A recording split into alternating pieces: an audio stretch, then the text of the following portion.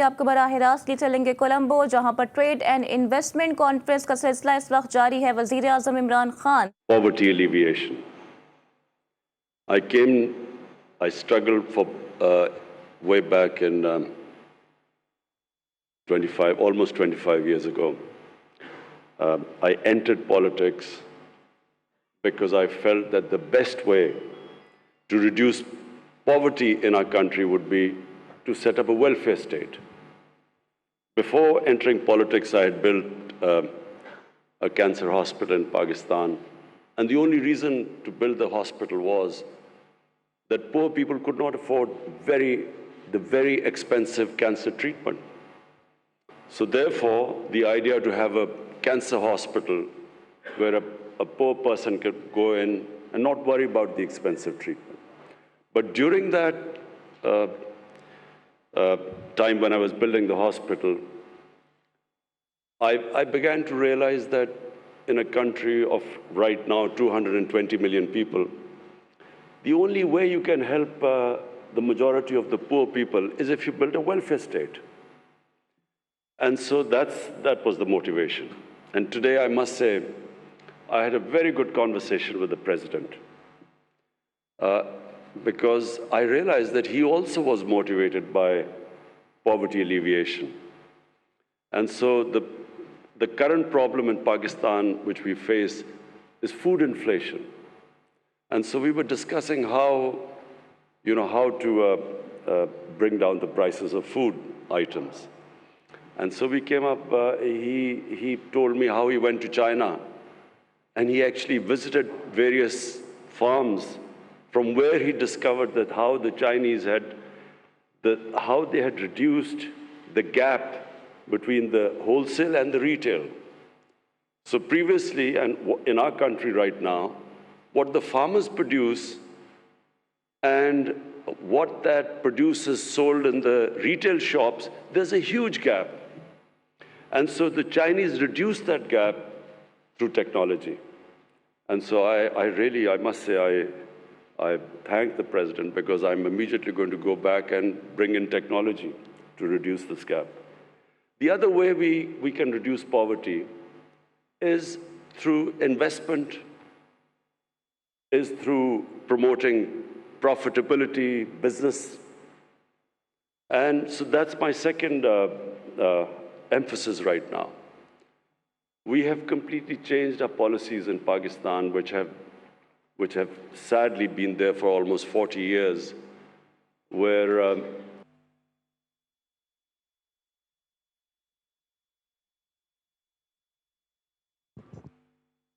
the whole government structure, the bureaucratic structure evolved such that it was an impediment in the way of investment and the business community.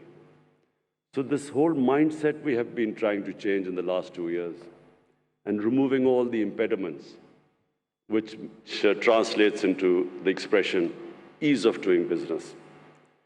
And we have really improved 28 spots. We've come down. Our ease of doing business has improved according to the World Bank. And so the whole idea is that we generate wealth, and from that wealth we can then spend on the bottom half of our population and lift them up from poverty, which is actually what China did. And China, I must say, one thing I admire about them is that no country in human history has ever taken out almost 700 million people out of poverty in 30 to 35 years. It's never been done before. And so this is something which, your president and I had a long conversation. And of course, I've been emphasizing since we've come into power. So the reason behind backing our businesses, the business community and investment, is that if the final goal is to alleviate poverty, create wealth, alleviate poverty. The third thing you need to create wealth in any country is stability, is political stability, is having good relationship with your neighbors. Because one thing which Sri Lanka and we have had in common is that whenever you have conflict or terrorism, as Sri Lanka and Pakistan suffered from, then the first thing that it affects is the business climate, is investment, and in your case, tourism. In Pakistan also, but our tourism, of course, is not as developed as in Sri Lanka, but tourism also gets affected, and of course, Sri Lanka has suffered from. So, immediately when I came into power, I approached our neighbor, India, explained to them, to Prime Minister Modi, that the way forward for the subcontinent is for us to resolve our differences through dialogue and then improve our trading relationship and diffuse the tension. I didn't succeed, but I'm optimistic that eventually sense will prevail that the only way we in the subcontinent can get people out of poverty is have trading relationship, improve our trading relationship, live as civilized neighbors like the Europeans live. Germany and France have, God knows how many wars they've fought and how many millions have been killed fighting each other. But today, it's unthinkable for them to have a conflict because they're so interlinked together because of business. They're so interlinked, the trading ties are so strong, and especially after the European Union, that it's unthinkable that these countries could ever have another war. So similarly, my dream for the subcontinent is that we resolve our difference, and our difference is only one. It's the Kashmir issue. All we want is it to be resolved according to the United Nations Security Council resolution. And this can only be resolved through dialogue.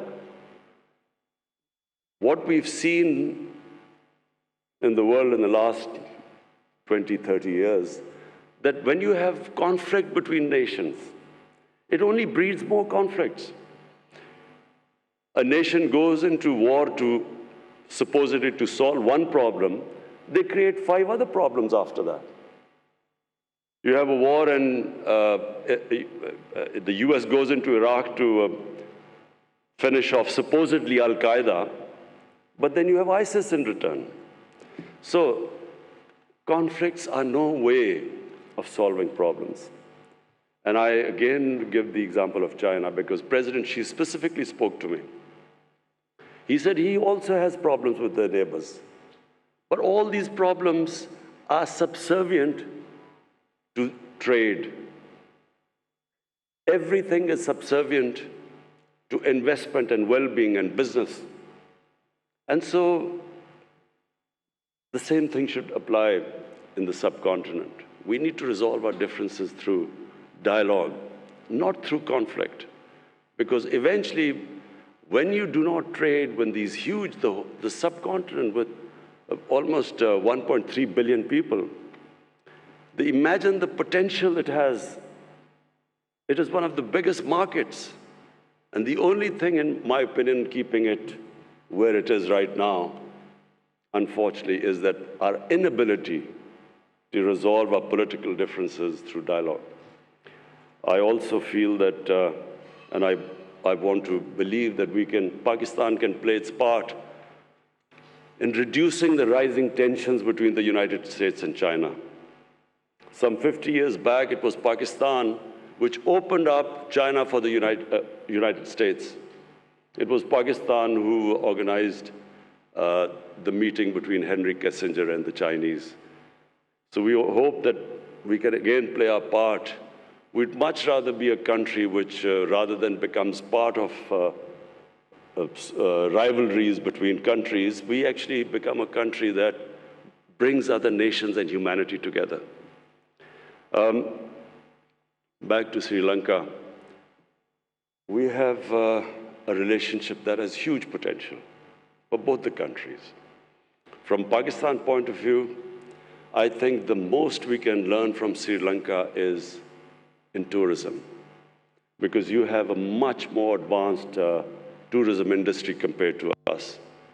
Pakistan has enormous potential in tourism, but it's completely, that potential so far is being discovered by local tourism, not by foreign tourism.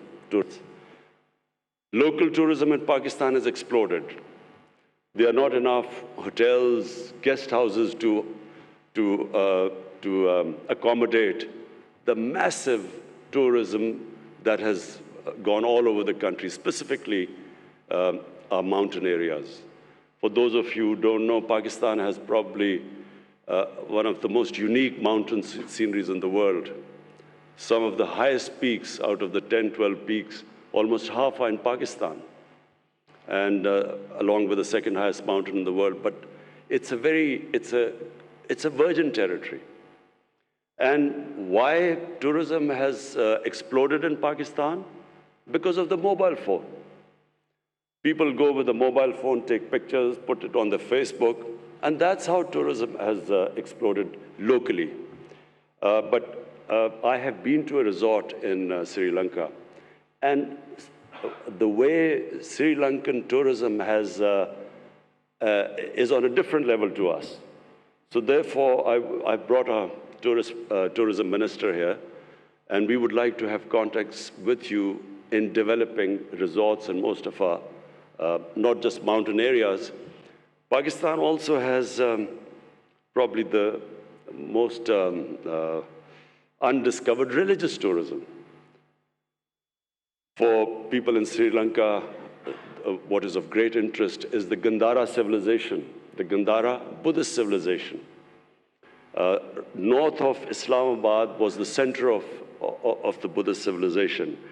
And we have discovered various new sites for Buddhist tourists to visit Pakistan. We had a group of South Korean monks coming in who now have shown great interest in a trail where we would make it for the Buddhist community to actually make a trail for them all over where they can visit various shrines. We just recently discovered a 40-feet sleeping Buddha in Pakistan, which is quite unique. So apart from mountain tourism and religious tourism, we have a coastline, which is where we can, of course, again learn from Sri Lanka, because you have quite advanced beach tourism. Finally, I would like to ask the business community in Sri Lanka to participate in our CPEC project. CPEC is an initiative of the BRI, the Chinese Belt and Road Initiative. And it opens the opportunity, as our Commerce Minister just mentioned earlier, that it opens the opportunity of Sri Lankan businesses right up to Central Asia. It gives you an opportunity of connecting from Gwadar, which is the port, right up to Uzbekistan and the Central Asian states. And this is the connectivity which Pakistan offers, along with, in CPEC, we have these special economic zones, which give incentives to businesses to set up industry there. So I invite the Sri Lankan businesses, investors, businessmen. You can come over to Pakistan, and we'll be hosting you.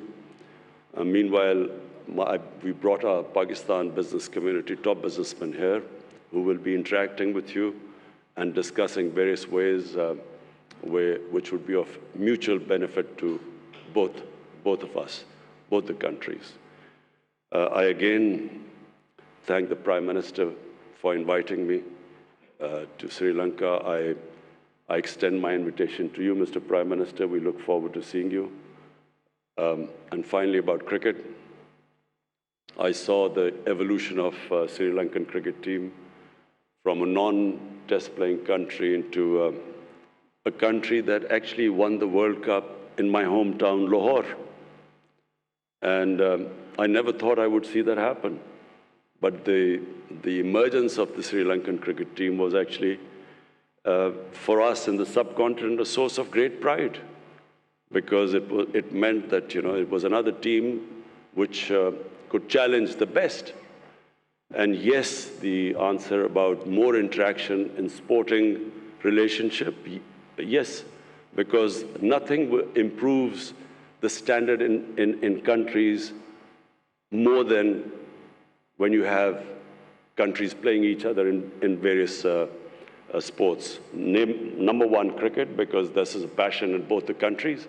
But in Pakistan, our squash teams have been of very high quality, and of course, our hockey team. So we would start our interaction in these areas too. Later on, of course, I'm going to a sports event, so I'll talk more about it there later on. Again, thank you. I want to thank our Ministry of Commerce and our Foreign Office for organizing this event. Thank you. Trade and investment conference से वज़ीर आज़म इमरान खान की जानिब से खिताब किया गया और उनका ये कहना था कि मेरा सियासत में आने का मकसद ग़ुरबत का ख़ात्मा था। श्रीलंका के सदर के साथ गुज़िश्ता रोज़ मुख्तलिफ उमूर पर गुफ्तगू हुई। शौकत खानम कैंसर अस्पताल गरीबों के लिए बनाया है। साथ साथ वो ये भी कहते हैं कि पाकिस्तान और श्रीलंका दहशतगर्दी से मुतासर रहे। दहशतगर्दी के बायस पाकिस्तान और श्रीलंका की सयाहत भी मुतासर हुई। बर्र-ए-सग़ीर में तमाम तनाज़ात को मुज़ाकरात से हल करने की ख्वाह है, जबकि वज़ीर आज़म ने यह भी कहा कि ख़ित्ते के ममालिक के साथ तिजारती ताल्लुक़ात इस्तेमाल करके ग़ुरबत कम कर सकते हैं। वो ये भी कहते हैं कि इक़्तिदार में आने पर भारत को डायलॉग की पेशकश की, लेकिन बात नहीं बनी। हमारा वाहिद इख्तिलाफ कश्मीर पर है।